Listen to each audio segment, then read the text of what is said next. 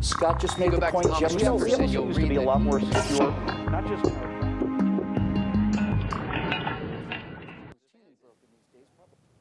A famous left-wing comedian agrees with President Obama that women should get paid to take time off after childbirth. So why are the U.S. and Papua New Guinea the last two nations on Earth that don't make paid maternity leave mandatory? As Stephen Green would say, because Democrats. I'm PJTV's Scott Ott, joined now by Stephen Green and Bill Whittle. And men, in our first trimester of this three-part trifecta, I noted that even though the president and HBO comedian John Oliver think there ought to be a law, only 5% of workers say they have an unmet need for leave. Not just for maternity leave, but for any kind of leave. And about 2/3 of employees already receive full or partial pay for leave time, even though it's not a legal requirement. But forget about the Labor Department data. Let's just assume that President John Oliver and left-wing comedian Barack Obama are right. Every year since the turn of the century, Democratic Representative Carolyn Maloney of New York has introduced a bill to make the federal government pay for maternity leave for its own employees. Yet even when the Democrats controlled the House, the Senate, and the White House, it failed to become law. Earlier this year, President Obama issued an executive order, which in part permits federal employees to use sick days, vacation days, and other accrued leave as paid parental leave. Now, Stephen Green, if nothing else, the Democratic Party has a reputation for loving women and their babies. After all, it's the party of Planned Parenthood. So how can we explain Democrats' failure to pass this crucial mandatory benefit when they held all the levers of power? What, and give up a cudgel to beat Republicans up and conservatives with? No. You know, they'll maybe eventually someday they'll pass this thing, but they know there's no big pressing need, or their constituents would have forced their hand on it by now. No, this is a wedge issue. It's an excuse to say conservatives hate their mothers. It's an excuse to rally up the base. It's a continuation of this phony war on women that began with George Stephanopoulos at that GOP presidential debate in 2011, I think it was, when just out of the blue, he asked Mitt Romney what he would do as president to ban birth control. And nobody was thinking about this. Nobody was doing anything about it. Nobody cares about this. It is birth control. It was never a thing. But now all of a sudden we've got this war on women meme, and you've got to continue it. You can't let this thing go because it worked. It helped to put Barack Obama back in the White House in 2012. And Hillary Clinton is determined to ride her vagina all the way to the White House in 2016, and she's going to do it if we let her. Oh, my That's right, God. I said it.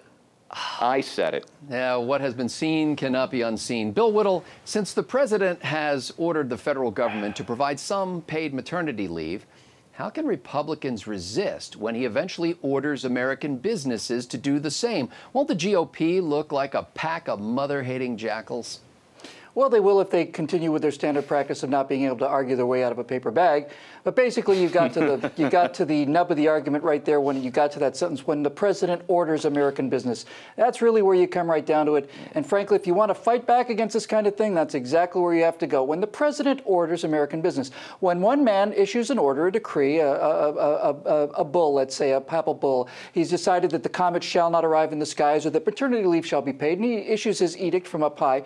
When the Lord God Emperor of America issues an edict to American business had better crack the whip. And when President Obama says jump, you better say how high. By the way, I loved your joke about John Oliver, President John Oliver, and left-wing comedian Barack Obama, but obviously John Oliver could never be president of the United States because he's not a natural-born citizen. So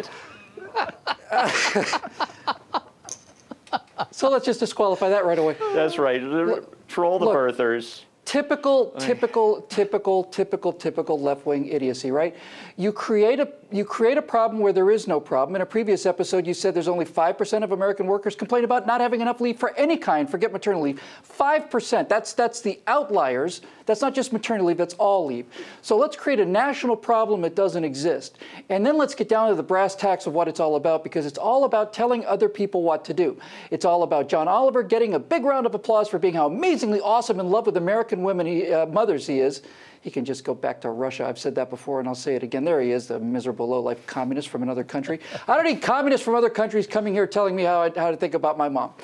But look, Scotty, the thing about the voluntary aspect of leave is, as you said, about half business provide full pay, another 20% provide partial pay, and the ones that don't provide any maternity benefits probably don't because they can't.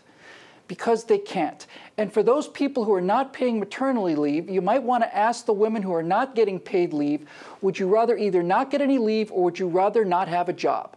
Because obviously, that's really what it comes down to. Most of these businesses are on pretty tight margins. This idea that companies just go down into the vault where all the dollar bills are and then the CEO goes bathing in coins, and does a backflip into the giant pool of cash is a leftist construct because they don't know how to run a business, Scott. They can't staff a fry station. So they're going to tell businesses what to do? Not in this country.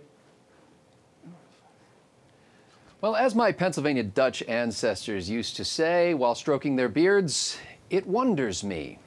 It wonders me how people who claim to care can use that purported caring as little more than a bludgeon against others.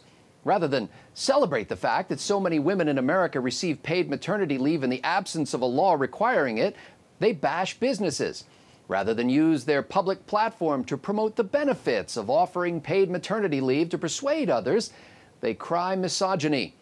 And perhaps the ultimate irony, the people who will defend to the death the right of a doctor to put healthy babies to death now stand upon their hind legs and demand a law so that women can get paid to bond with their babies, hoping to shame, as Steve suggested, hoping to shame the Republicans into doing something that they wouldn't do when they had the chance.